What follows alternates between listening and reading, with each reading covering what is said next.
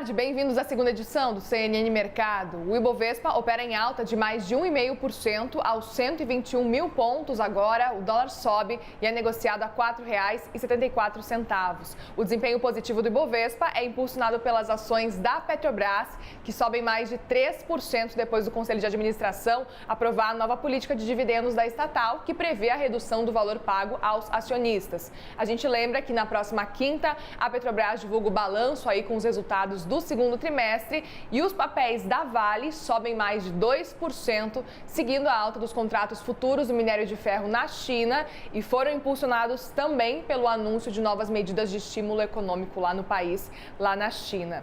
E no mercado de juros, as taxas operam em queda por toda a curva, como a gente vê aqui na tela do lado. E falando em juros, a semana começa, claro, com muita expectativa para a reunião do Comitê de Política Monetária do Banco Central, que pode marcar aí o início da trajetória de queda da Selic. A decisão sai na próxima quarta-feira, às 6h30 da tarde, e o mercado espera um corte de pelo menos 0,25 ponto percentual na Selic, depois do BC manter a taxa em 13,75% ao ano. Já existe aí uma parcela de investidores apostando em um corte mais agressivo, de 0,5 ponto percentual. Mas especialistas ouvidos pela CNN dizem que a estratégia do Banco Central não deve ser alterada por indicadores de alta frequência ou de notícias de última hora, como o IPCA 15 e a reclassificação das agências de risco.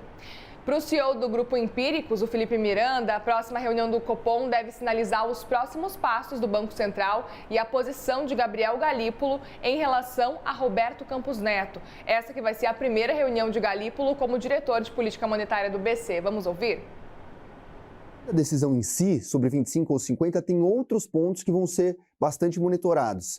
Se o Banco Central pretende acelerar daí para frente, isso é muito importante. Se a gente vai continuar com 25, se a gente vai para 50, eventualmente até 75 pontos base.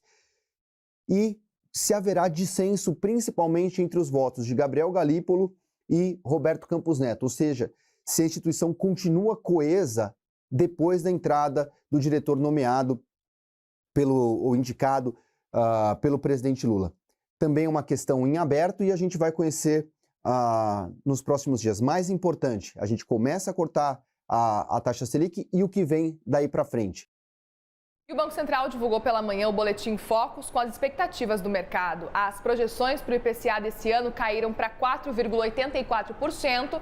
Para 2024, a estimativa também é de queda, como a gente vê aqui do lado. A mediana das projeções para o crescimento econômico foi mantida em 2023, 2024 e 2025. E o dólar deve fechar o ano valendo R$ 4,91, abaixo da previsão da semana passada. E as projeções para a cotação da moeda americana para os próximos 2 anos, como a gente vê do lado, também caiu. E em relação aos juros, a projeção para esse ano, 2023, foi mantida em 12%, mas teve uma redução para os próximos 2 anos. A Selic deve terminar 2024 em 9,25% e em 2025, 8,75%. O Congresso Nacional retoma os trabalhos amanhã com o fim do recesso de julho e na pauta de votação estão o orçamento de 2024 e a reforma tributária. E outro tema de grande repercussão que deve ser analisado no início de agosto é o marco fiscal. Essa vai ser a primeira missão dos deputados no retorno a Brasília. A gente lembra que a nova regra foi aprovada com alterações no Senado antes do recesso e precisa passar pelo plenário da Câmara. O presidente, inclusive da Câmara, o Arthur Lira, deve discutir o assunto já na primeira reunião de líderes de partidos, que está agendada para amanhã. Antes, Lira também vai se encontrar com o ministro da Fazenda, Fernando Haddad, para tratar desse tema. Muitos assuntos econômicos, portanto, rondando já no Congresso Nacional. Às 2h55 da tarde eu volto com atualizações de hoje. Você fica agora com um grande debate com a Luciana Barreto. Até mais!